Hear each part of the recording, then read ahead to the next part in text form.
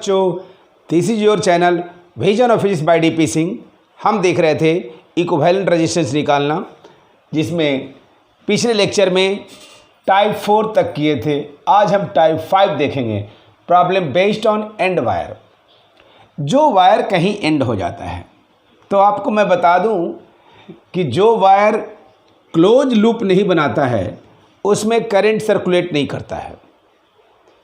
अगर आप देखे होंगे चिड़िया, बर्ड, जो आपको वायर पर, नेकेड वायर पे, जो अनकवर्ड वायर होता है जिसमें करंट होती है, उसमें बैठी भी होती है, फिर भी उसको इलेक्ट्रिक करंट या इलेक्ट्रिक शॉक नहीं लगता है। क्यों? क्योंकि वो ओपन सर्किट है, क्लोज सर्किट नहीं है वो।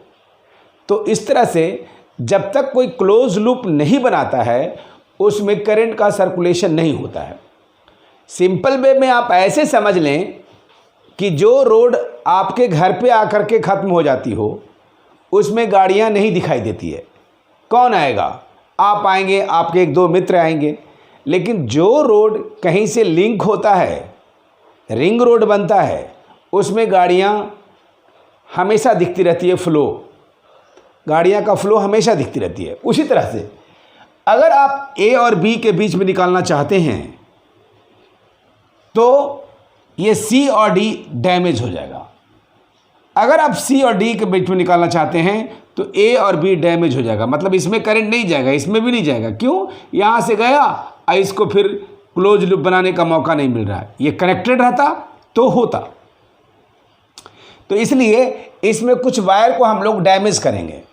जब ए और बी के बीच में निकालेंगे तो सी और डी गायब, सी और डी के बीच में निकालेंगे तो ए और बी गायब, ए और सी के बीच में निकालेंगे तो बी और डी गायब, बी और डी के बीच में निकालेंगे तो ए और सी गायब, ए और डी के बीच में निकालेंगे तो बी और सी गायब, और बी और सी के बीच में निकालेंगे तो ए और डी गायब। ऐसे गायब होता जाएगा। तो फिर ये सर्किट आसान हो जाएगा। यानी कॉन्सेप्ट के नाम पर क्या हुआ? कॉन्सेप्ट है open circuit, open circuit no current. Open circuit में करंट नहीं होगा तो ये ओपन बन गया, क्लोज लूप।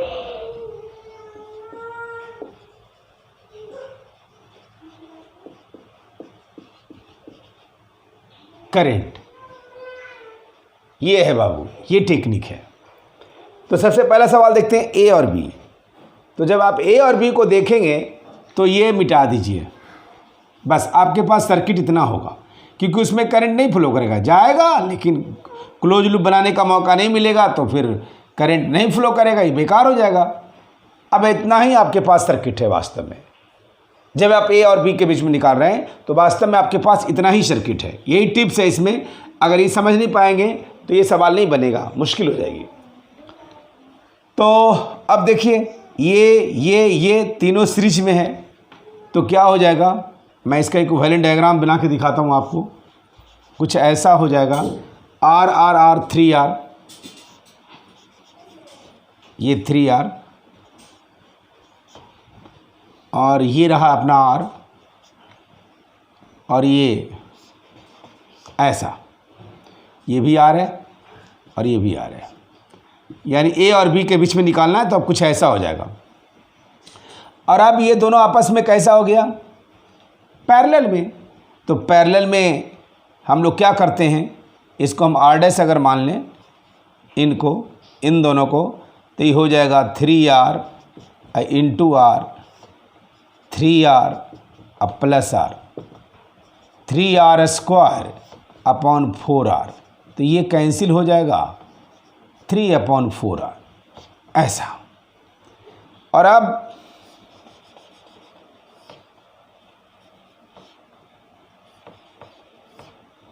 यहाँ पर हो गया 3/4R, ये R और ये R। अब ये तीनों आपस में सीरीज में, तो नेट R इक्विवेलेंट कितना हो जाएगा? R, ये R 3/4R ये प्लस R ये, this is equal to 4 and 4R plus 3R अब प्लस 4R। तो R equivalent is equal to क्या हो जाएगा आपका, हो जाएगा 4 4 8 11R बटा 4। ये मैंने एक्सप्लेनेशन आपको दिखा दिया। तो यानी इसका आंसर हो जाएगा 11R बटा में 4। और अब इसको फिर वापस हम बना देते हैं, ये C था और ये D था। अगर C और D के बीच में निकालेंगे तो A और B गायब हो जाएगा, यानी इसी सर्किट के जैसा हो गया जैसा अभी हमने सॉल्व किया, बिल्कुल सिमिलर हो जाएगा। इसलिए इसका भी आंसर हो जाएगा 11R/4। थर्ड में है A और C। बच्चों जब A और C के बीच में भी लेंगे तो ये दोनों गायब कर दीजिए, मतलब जिनके बीच में ले रहे हैं बाकी दो जो बच रहा है वो गायब हो रहा है बार बार। 4 पॉइंट है A B C D, इसमें से 2 लेते हैं तो वो बाकी जो 2 बचता है वो गायब हो जा रहा है। और मुझे लगता है कि ये भी जो है ना इसी सर्किट के जैसा हो जाएगा। क्यों? ये तीनों पैरेलल में, तो आपको हो जाएगा ये 3R और ये R फिर आपस में कैसा हो जाएगा, सीरीज में। ये तीनों सीरीज में, उसके साथ ही पैरेलल में, और फिर ये तीनों सीरीज में। तो ये जो तीनों आप देख रहे हैं सीरीज में 3R हो गया, और 3R और R का अभी हमने निकाला था 3/4R, तो ये पूरा बन जाएगा 3/4R। और ये R ये 3/4R और ये R फिर से सीरीज में, यानी यही वाला बात होगी। इसलिए इसका आंसर होगा 11R/4। इसका भी आंसर होगा 11/4। तो ये 4 का आंसर एक ही होगा, क्योंकि एक ही सर्किट है, बस शेप देखने में अलग लग रहा था पर सर्किट एक ही बन रहा था, इसलिए इन चारों का आंसर एक ही हो जाएगा। अब बाकी के 2 को देखिए, A और D। ये A है और ये D है, तो आप इसको मिटाइए और इसको भी मिटाइए। और अब बताइए ये दोनों आपस में कैसा है, सीरीज। तो R और R कितना हो जाएगा, 2R। और ये R और R कितना हो जाएगा, 2R। और 2R कितना हो जाएगा, R। फिर ये R और ये R आपस में सीरीज में, तो 3R आंसर हो जाएगा। क्योंकि हम आपको बताए हैं कि इसको इक्विवेलेंट डायग्राम से अगर देखना भी चाहें तो देख सकते। देखिए ऐसे, ये मैं R बनाया और फिर ये दोनों R को एक साथ कर दीजिए, इसको मैंने 2R लिख दिया। और फिर नीचे वाले दोनों को भी एक साथ कर दीजिए, ये भी 2R हो गया। और फिर ये R निकाल दीजिए, ये R हो गया। ये था A और ये था D। अब क्या होगा, 2R और 2R आइडेंटिकल में पैरेलल में होता है तो 2 से भाग दे देते हैं, डिवाइड कर देते हैं। यानी अब हो गया कुछ ऐसा, ये R और ये भी क्या हो जाएगा, R और ये भी क्या हो जाएगा, R। और ये पॉइंट B है और ये पॉइंट A है। अब ये तीनों आपस में सीरीज में, तो सीरीज में है तो इसका आंसर क्या हो जाएगा, 3R। This is answer. यानी ये होगा 3R। और B और C के बीच में वापस इसको बना देते हैं आपको, ये B है और ये C है। तो अभी हम देख रहे थे A और D के बीच में, अब हम B और C के बीच में देखेंगे तो ये मिट जाएगा और ये मिट जाएगा, और ये भी वही सर्किट बनेगा, R2R, R2R, 2R R 3R, यानी ये भी आंसर होगा 3R। तो ये सारे का सवाल का आंसर आपको मैंने दे दिया। समझ गए कि एंड जो वायर होता है उसमें करंट का फ्लो नहीं होता है। यही कॉन्सेप्ट ऑफ बेस्ट ये टाइप था। अगला टाइप देखते हैं।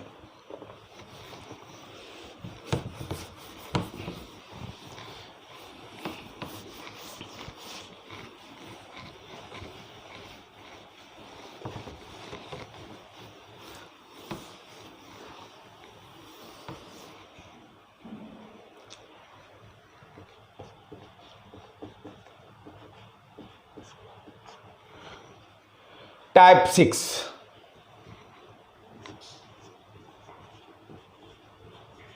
Problem based on capacitor connecting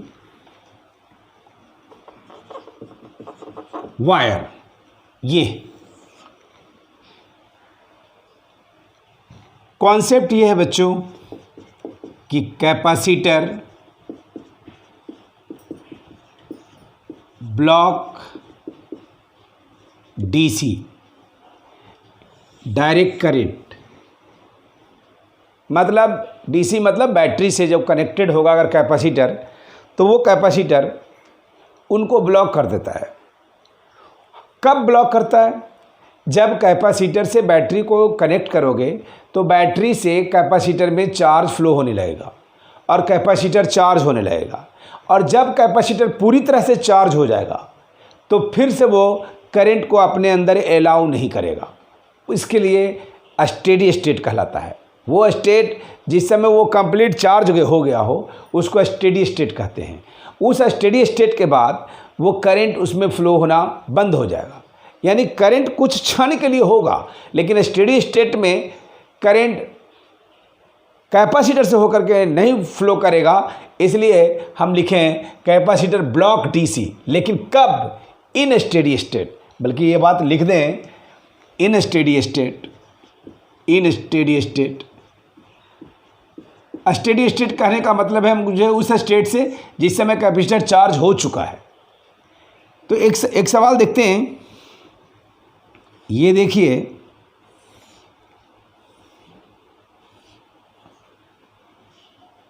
यहाँ एक रेसिस्टेंस है और यहाँ भी एक रेसिस्टेंस है और यहाँ भी एक रेसिस्टेंस है और यहाँ भी एक रेसिस्टेंस है और यहाँ भी एक रेसिस्टेंस है और एक कैपेसिटर भी है, पैरेलल प्लेट से जोड़ दिया गया। ऐसे ये मान लो बच्चों 4 ओम है और ये मान लो 8 ओम है। इसको मान लो 8 ओम और ये मान लो 4 ओम और ये था 4 ओम और ये कैपेसिटर है और ये पॉइंट है ए और ये पॉइंट है बी और ये पॉइंट है सी और ये पॉइंट है डी। हमसे कहा गया है find equivalent resistance between A and B. अगर ये बैलेंस ब्रिज होता, जो कि मैं पिछले कॉन्सेप्ट में देखा हूँ, पिछले टाइप्स में बैलेंस ब्रिज का कॉन्सेप्ट, जिसमें मैं बोला था कि ये रेशियो बराबर हो जाएगा तो इसमें करंट नहीं जाएगा। लेकिन इस बार ऐसा है नहीं। 4/8 और 8/4 बराबर नहीं है। 4/8 एक 1/2 हुआ और 8/4 करेंगे तो 2 हो जाएगा। तो 1/2 2/1 रेशियो के बराबर नहीं है, इसलिए ये बैलेंस ब्रिज नहीं है। लेकिन इसमें एक find equivalent resistance between A and be in steady state, ये लाइन बोलना बहुत ज़रूरी है। या कभी कभी ऐसा लाइन भी लिखा रहता है after long time. Long time कहने का मतलब है कि वो सफिशिएंट टाइम जिस समय में ये कैपेसिटर चार्ज हो गया हो। जब इसमें करंट फ्लो होता है बच्चों, और जब ये कैपेसिटर पूर्ण रूपेण चार्ज हो जाता है, उसके बाद ये डीसी को ब्लॉक कर देता है। उसके बाद इससे डीसी नहीं जाएगा। मान लो यहाँ से आपको कोई सर्किट ऐसे जुड़ा हुआ हो, यानी इसमें कोई बैटरी लगा सकते हैं आप ऐसे, तो ये करंट इसमें सप्लाई दे रहा था, और जब इसको पूर्ण रूपेण चार्ज हो जाएगा, जब ये अच्छे से चार्ज हो जाएगा स्टेडी स्टेट में, तो इससे करंट नहीं जाएगा और ये डैमेज हो जाएगा। ये वायर जैसे ही डैमेज करो, क्योंकि जिसमें करंट नहीं जा रहा है वो वायर हमारे काम का नहीं है। वो सर्किट में का जो रेजिस्टेंस है वो हमारे यूजफुल नहीं है, क्योंकि वो उसमें तो करंट जा ही नहीं रहा। तो इफेक्टिव रेजिस्टेंस में उन रेजिस्टेंस का कोई रोल नहीं है। जिस ब्रांच में करंट नहीं जा रहा है, इफेक्टिव रेजिस्टेंस निकालते समय, इक्विवेलेंट रेजिस्टेंस निकालते समय में उस रेजिस्टेंस का कोई रोल नहीं है, क्योंकि उसमें तो करंट जा ही नहीं रहा है। तो इक्विवेलेंट में रोल क्या रहेगा? इसलिए उसको आप समझ लो डिलीट। तो पहले बैलेंस ब्रिज था तब डिलीट किया था, अभी ये बैलेंस ब्रिज नहीं है, लेकिन स्टेडी स्टेट का मामला दिया हुआ है, कैपेसिटर कनेक्ट किया हुआ है, तो अभी भी ये डिलीट होगा क्योंकि इसमें करंट ब्लॉक हो जाएगा। तो पहले बैलेंस ब्रिज के वजह से डिलीट हुआ और अब कैपेसिटर के वजह से डिलीट हुआ। वजह जो भी हो, लेकिन डिलीट जब ये वायर हो जाएगा तो हमारा सर्किट आसान हो जाएगा। उससे पहले ये सर्किट आसान नहीं था, अब ये सर्किट आसान हो गया क्योंकि इसको हमने डिलीट कर देनी है। तो इसको डिलीट करते ही सर्किट आपका आसान हो जाएगा। ये देखिए मैं डिलीट करके दिखा रहा हूँ ऐसे,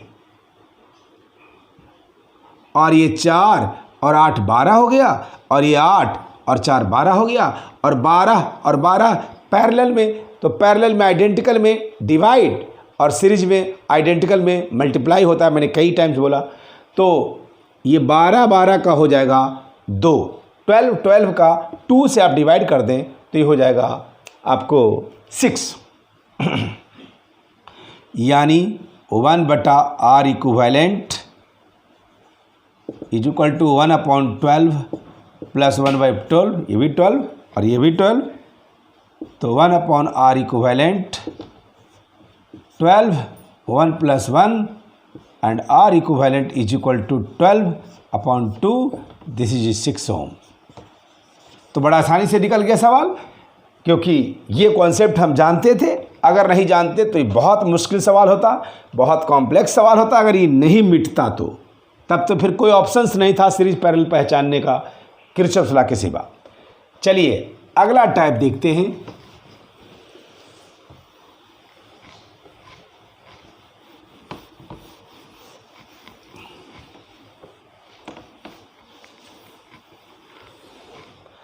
टाइप 7,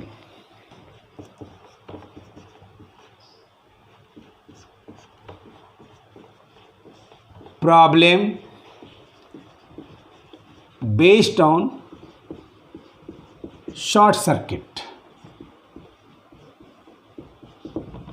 ये शॉर्ट सर्किट का कॉन्सेप्ट क्या है? मान लो बच्चों ये रेजिस्टेंस है और इसके ऊपर से एक वायर गुजरा हुआ है सिर्फ, और ये रेजिस्टेंस है। तो शॉर्ट सर्किट का कॉन्सेप्ट ये है कि अगर करंट यहाँ से जाएगा तो वो रेजिस्टेंस को ऑफर करना पसंद नहीं करेगा, वो रेजिस्टेंस के थ्रू पास होना पसंद नहीं करेगा, वो ये इजी पाथ से सब गुजर जाएगा। और इसको बोलते हैं हम लोग शॉर्ट सर्किट। मतलब ये रेजिस्टेंस का कोई यूज नहीं रहा सर्किट में। इसी कंसेप्ट का नाम है शॉर्ट सर्किट। जैसे मैं आपको एग्जांपल देता हूँ कि मान लीजिए यहाँ से जाने का आपका 2 वे है। एक, इस रास्ते से जाने वाले को आपको फर्स्ट क्लास का बड़े बड़े साइज का रसगुल्ला खिलाया जाता है, और अगर इस रास्ते से जाता है तो इनको हॉकी स्टिक से स्वागत किया जाता है। आप बताइए आप किधर से जाना पसंद करेंगे? निश्चित रूप से ये पाथ से लोग जाना फॉलो करना चाहेगा। जब आप इजी पाथ को सिलेक्ट करते हैं तो करंट भी इजी पाथ को सिलेक्ट करता है और वो रेजिस्टेंस से होकर नहीं गुजरेगा। इसी कंसेप्ट का नाम है शॉर्ट सर्किट। तो हम शॉर्ट सर्किट का मतलब समझा दिए, और एक सवाल देखते हैं कि इससे कैसे सवाल बनेगा। कुछ नहीं करना है, जो रेजिस्टेंस शॉर्ट सर्किट होगा उसको बस हटा देना है, यही कॉन्सेप्ट है। एक सवाल हम देखते हैं, ये देखिए, ये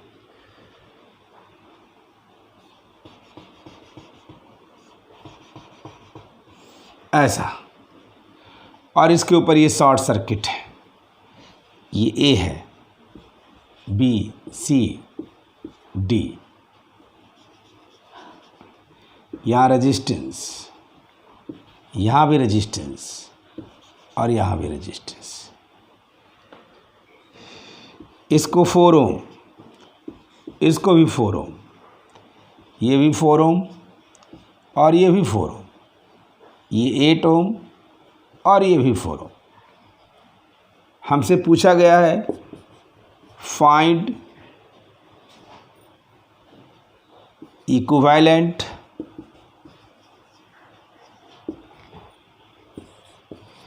रेजिस्टेंस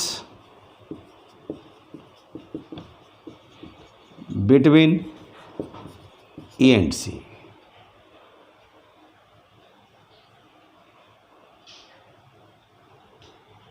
कॉन्सेप्ट ये है बच्चों, इन शॉर्ट सर्किट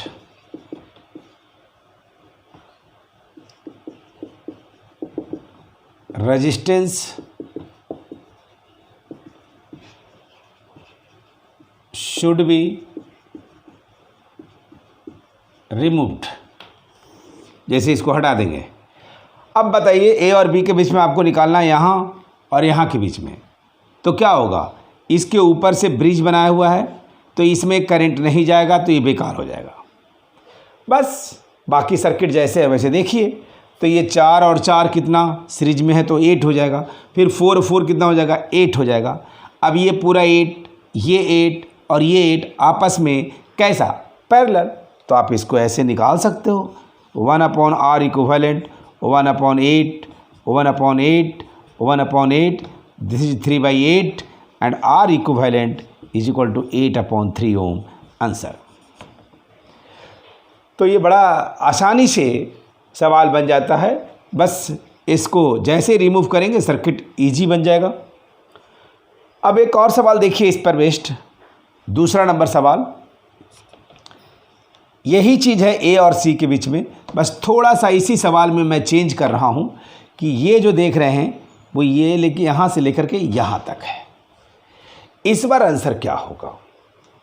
आमतौर पर जनरल विद्यार्थी ये सोचते हैं कि जब एक के ऊपर से ब्रिज बनाया गया तो एक रेजिस्टेंस गायब, और जब दो के ऊपर से बनाया गया तो 2 रेजिस्टेंस गायब, क्योंकि ये पूरा दोनों शॉर्ट सर्किट हो गया। और इस तरह से वो समझते हैं कि 4 और 4 8, 4 और 4 8, 8 8 4 इसका आंसर होगा, जो गलत है। सही ये है कि आप समझ लो कि आपको जाने का 3 रास्ता दिखाई दे रहा है। एक इस तरफ से यहाँ जाना है, जो कि ए और सी के बीच में निकालने के लिए सवाल में हमने कहा है, इसलिए ए और सी से जाने का 3 वेज है। वन तो ए इस तरह से, और दूसरा कुछ इस तरह से, और तीसरा ऐसे। तो अब आपको बताना ये है कि आप किस मतलब इसमें बेसिकली किस पाथ से करंट जाएगा। इधर जाने से मान लो दलदल है, सिंपल सामाजिक उदाहरण समझते हैं। इधर भी दलदल है और यहाँ फर्स्ट क्लास का ऐसे ऊपर से ब्रिज बना हुआ है। आप हमें बताएं कि अगर कोई आदमी जाएगा तो ये दलदल से गुजर करके जाएगा, या इधर दलदल से गुजर के जाएगा, या इस ब्रिज के ऊपर से गुजर जाएगा। चूँकि जाना तो यहाँ है और यहाँ से यहाँ तक ब्रिज इसको ऑलरेडी बना हुआ है, तो फिर ए से सी जाने के लिए इस पाथ को सिलेक्ट करेगा, या इस पाथ को सिलेक्ट करेगा, या फिर इस पाथ को सिलेक्ट करेगा। तो आपको ज़रूर ये लग रहा होगा कि कोई ऐसा नहीं है जो इस पाथ को सिलेक्ट करेगा या इस पाथ को सिलेक्ट करेगा, सब के सब इस पाथ को सिलेक्ट करेगा। यानी करंट जब जाना चाह रहा था तो इधर से जाएगा तो इसको रेजिस्टेंस ऑफर करना पड़ेगा, इधर से भी जाएगा तो रेजिस्टेंस ऑफर करना पड़ेगा। लेकिन अगर इस रास्ते को फॉलो करता है तो इसको कोई भी रेजिस्टेंस ऑफर करना नहीं पड़ेगा। तो मुझे लगता है कि ये दोनों नहीं, बल्कि 1 2 3 4 5 6 all the 6 resistance gets short circuit, यानी सारे के सारे रेजिस्टेंस शॉर्ट सर्किट हो जाएंगे और इसमें कोई रेजिस्टेंस नहीं बचेगा। तो इसका आंसर हो जाएगा बच्चों, बहुत इंपॉर्टेंट सवाल था ये, 0 हो जाएगा आंसर। ये समझ गए? तो ये था आपका टाइप 7, जिसमें हम शॉर्ट सर्किट का कॉन्सेप्ट दिए। और अब हम मिसलेनियस प्रॉब्लम देखते हैं, टाइप 8। और अब हम देखेंगे टाइप 8 मिसलेनियस प्रॉब्लम।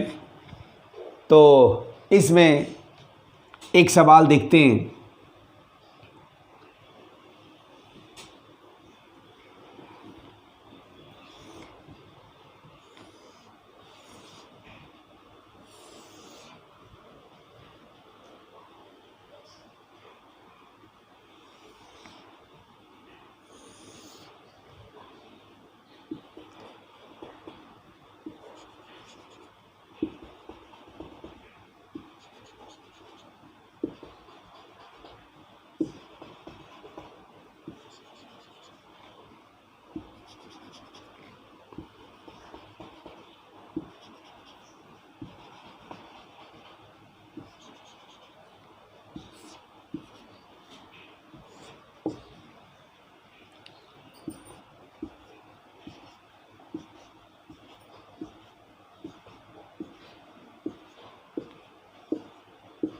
ये देखिए,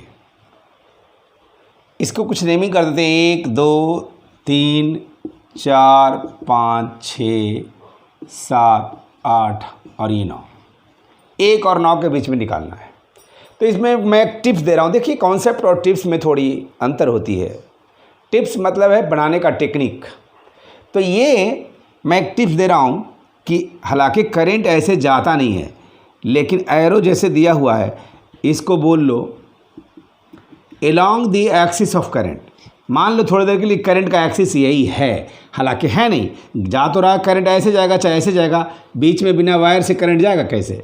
लेकिन जो एरो है उसके एक्सिस में डॉटेड लाइन खींच दो, along the एक्सिस हो गया ये, और ये हुआ परपेंडिकुलर टू द एक्सिस, इस एक्सिस पर परपेंडिकुलर हो गया, और ये हुआ परपेंडिकुलर टू द एक्सिस, और ये हुआ perpendicular to the axis.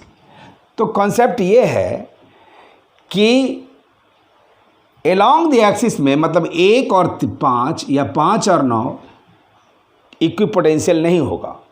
Potential same होगा किसका, 2 4 का, और किसका 7 5 3 का, और किसका 8 और 6 का। क्यों, हम अभी टिप्स दिए कि परपेंडिकुलर वाले पॉइंट्स जो होंगे उनका पोटेंशियल सेम होगा। तो ये पोटेंशियल सेम होंगे, ये पोटेंशियल सेम होंगे, ये पोटेंशियल सेम होंगे। तो जो डिफरेंट है उसको अलग रख दीजिए, और जिनका पोटेंशियल सेम है उनको एक साथ रख दीजिए। तो आप ऐसा कीजिए, 1 2 और 4 को ऐसा एक साथ कर दीजिए। इसको थोड़ा स्पेस की ज़रूरत पड़ेगी, इसलिए यहाँ हम लिखते हैं, 1 अलग रख लीजिए, फिर 2 4 एक साथ, फिर 3 5 7 एक साथ, और फिर 6 8 एक साथ, और यहाँ 9 ऐसे। अब आप अरेंज कीजिए। ये सर्किट पता नहीं चल रहा है इसकी रेजिस्टेंस कैसे है, इसको रीअरेंज कीजिए सर्किट को। तो रीअरेंज करने का प्रावधान हमने पहले भी बताया है। 1 से 2 के बीच में एक रेजिस्टेंस है, तो आप इसको ऐसे कर दीजिए। फिर 1 से 4 के बीच में एक रेजिस्टेंस है, तो आप इसको ऐसे कर दीजिए, ये भी हो गया। फिर 2 से 3 के बीच में ये जो रेजिस्टेंस है, ये रेजिस्टेंस किसके बीच में है, 4 5, तो ये 4 है और ये 5 है। ये किसके बीच में, 2 5, तो ये 2 है और ये 5 है। ये किसके बीच में है, 2 3, तो ये 2 है और ये 3 है। और ये किसके बीच में है, 5 6, तो ये 5 है और ये 6 है। ये किसके बीच में है, 4 7, तो ये 4 है और ये 7 है। और ये किसके बीच में है, 7 8, तो ये 7 है और ये 8 है। और ये किसके बीच में है आपको, 5 8, तो ये 5 है और ये 8 है। और ये किसके बीच में है, 6 9, तो ये 6 है और ये 9 है। और ये किसके बीच में है, 8 9 ऐसा। और कोई बचा, ये 5 6 में एक और है, ये जो टिक नहीं है इसको भी टिक कर दीजिए। और अब काउंट कीजिए, 4 और 4 8, 2 10 और 2 12। अब यहाँ काउंट कीजिए, 1 2 3 4 5 6 7 8 9 10 11 12, यानी सही है, कोई छूटा नहीं, इसीलिए मैं टिक कर रहा था। अब बहुत आसानी से सर्किट दिख गया। 1 और 9 के बीच में निकालना है आपको। तो ये दोनों आपस में पैरेलल, ये चारों आपस में पैरेलल, ये चारों आपस में पैरेलल, ये दोनों आपस में पैरेलल, सब सीरीज में। तो इसको आप ऐसे कर देंगे, ये R/2, फिर ये R/4, फिर ये R/4,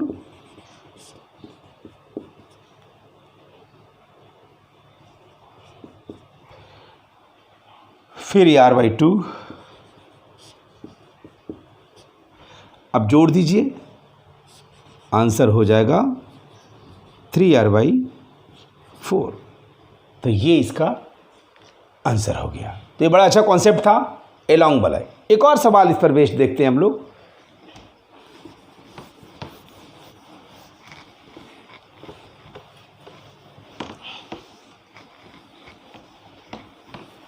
एक सवाल और देखते हैं हम लोग।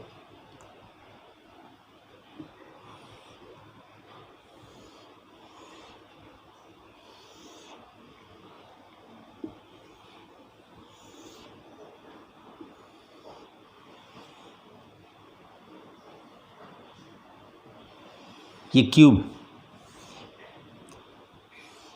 ये सवाल को आप देखेंगे बुकों में किरचॉफ्स लॉ से बहुत जगह बनाया हुआ है, लेकिन हम बड़ा इसी कॉन्सेप्ट जो अभी बताया टिप्स उसी से बना दूंगा बड़ा आसानी से।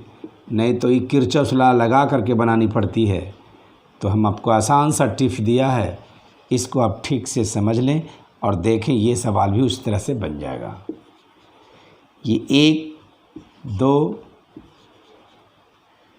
3 4 5 6 7 8 नेमिंग हो गया। इसमें भी इसके बीच में निकालना है 1 और 7 के बीच में। तो ये एलोंग हो गया भला, और ये परपेंडिकुलर हो गया, ये परपेंडिकुलर हो गया, फिर उसी तरह से ये परपेंडिकुलर हो गया। तो यहाँ पर भी क्या करेंगे आप, एक नंबर अलग, 2 5 4 एक साथ, 2 5 4 एक साथ, फिर 3 8 6 यानी 3 6 8 एक साथ, और फिर 7 अलग, ऐसा। अब अरेंज कीजिए, फिर से इसमें भी अरेंज कीजिए। ये किसके बीच में है, 1 2 के बीच में है। ये किसके बीच में है, 1 4 के बीच में है। ये किसके बीच में है, 1 5 के बीच में है।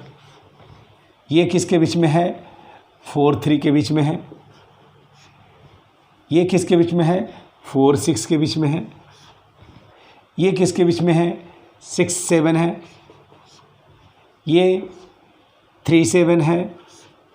ये 7 8 है।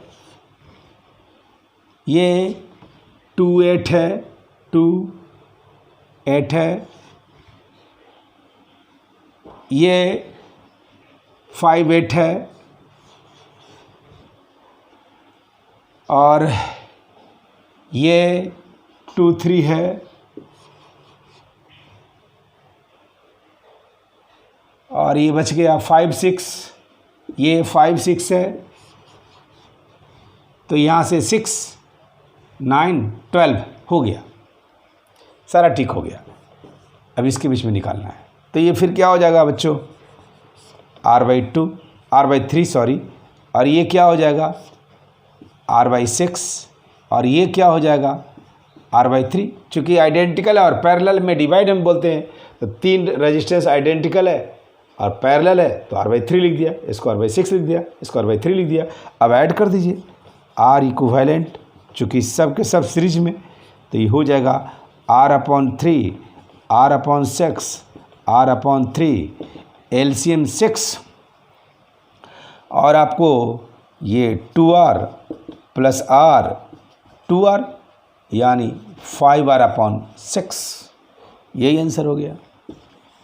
तो इस तरह से आप देखें कि बड़ा आसानी से सवाल इस टिप्स से बन जा रहा है, नहीं तो इसको किरचॉफ्स लॉ लगाना पड़ता। एक इनफाइनाइट नेटवर्क का सवाल देखते हैं, जिसमें नेटवर्क का अंत नहीं होगा, वो इन्फिनिटी तक चला जाएगा। उन सवालों को कैसे करेंगे आप,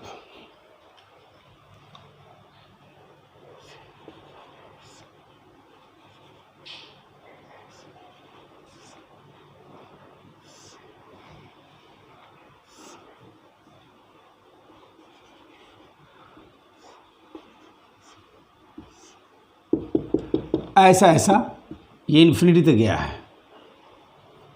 ये है 1 ओम और ये 2 ओम, फिर ये 1 ओम और ये 2 ओम, ऐसा ये बढ़ता चला गया है। अंत नहीं है इसका, ये बस चल ही रहा है, इनफाइनाइट नेटवर्क है। और ये पॉइंट ए है और ये पॉइंट बी है। सवाल है find equivalent resistance between A and B of infinite network। इस इनफाइनाइट नेटवर्क के लिए ए और बी के बीच में आपको इक्विवेलेंट रेजिस्टेंस निकालना है। तो कैसे निकालेंगे आप, सुनिए। इसमें कॉन्सेप्ट है बच्चों कि अगर समुद्र में से 1 कप पानी को निकाल लिया जाए तो उसके लेवल में वास्तव में तो फ़र्क पड़ेगा, लेकिन विजुअलाइज नहीं होगा कि उसके लेवल में कोई डिफरेंस हुआ है। या 1 कप पानी डाल दिया जाए तो भी उसके लेवल में कुछ इंक्रीमेंट हुआ, ऐसा हम कंसीडर नहीं कर सकते हैं क्योंकि विजुअलाइज नहीं होगा। इसी कंसेप्ट को हम यूज़ करते हुए यहाँ बात करते हैं कि अगर हम इसमें पहले मान लेते हैं कि let R be the equivalent resistance of infinite network. इस पूरे इनफाइनाइट नेटवर्क का मान लो आर जो है वो इक्विवेलेंट रेजिस्टेंस है, तो इसमें से 1-2 स्टेयर छोड़ दें, यानी 1 और 2 को छोड़ दिया जाए तो भी पूरा इनफाइनाइट कहलाएगा, क्योंकि 1-2 को जोड़ेंगे तो भी इनफाइनाइट रहेगा और सब्ट्रैक्ट कर लेंगे यानी छोड़ देंगे, डिलीट कर देंगे इसको तो भी इनफाइनाइट रहेगा।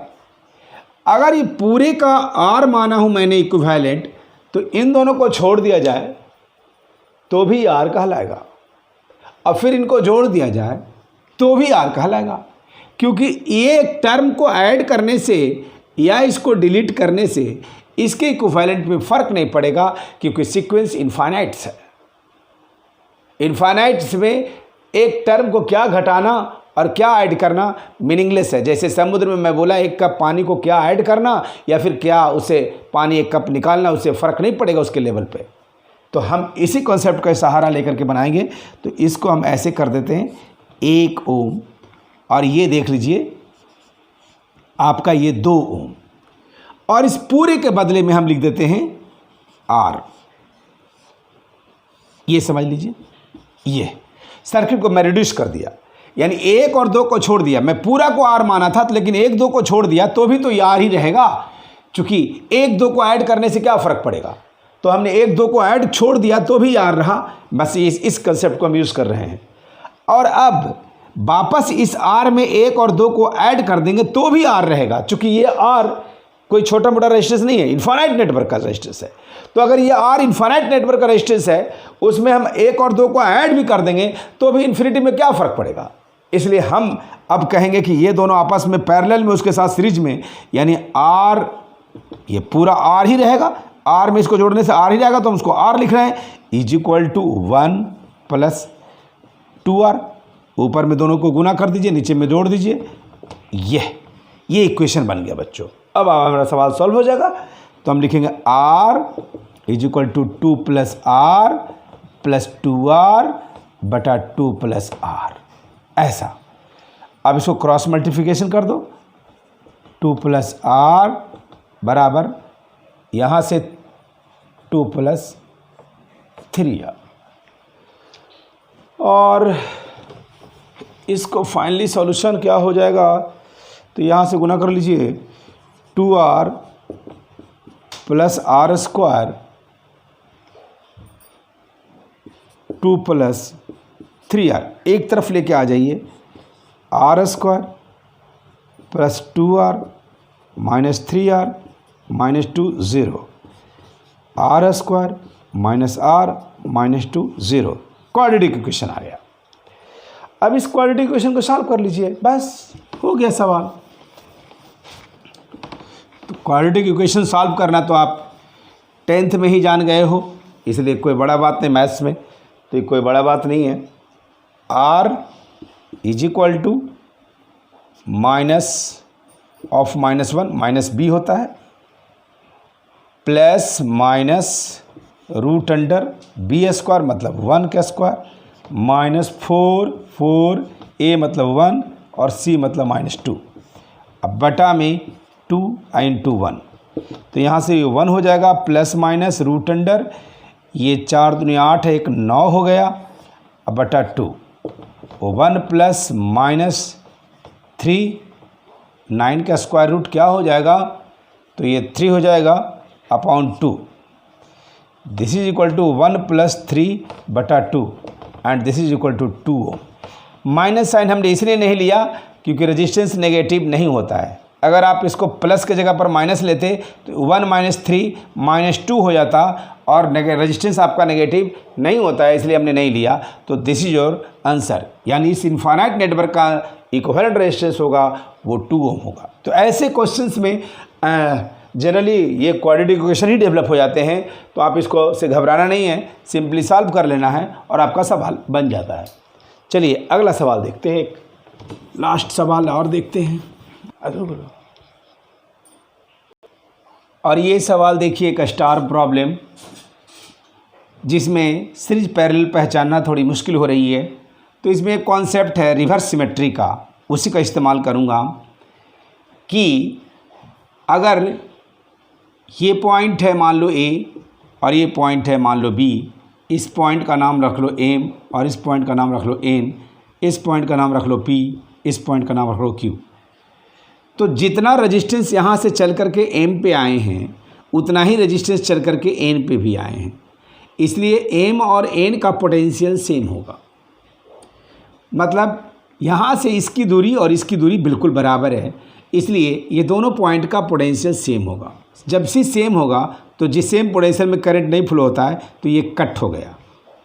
रिवर्स सिमेट्री से जैसा ये दोनों पॉइंट्स है वैसा ही ये दोनों पॉइंट्स भी है, इसलिए ये भी कट हो जाएगा।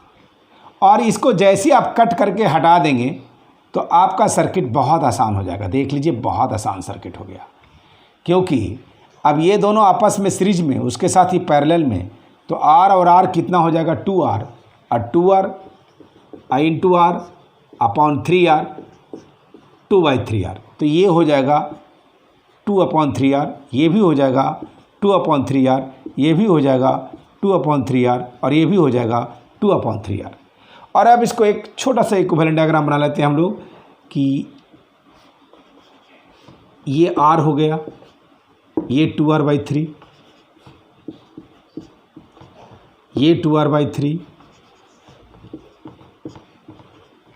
और ये भी R। इधर से ये R हो गया, ये 2R/3, ये 2R/3 और ये R हो गया।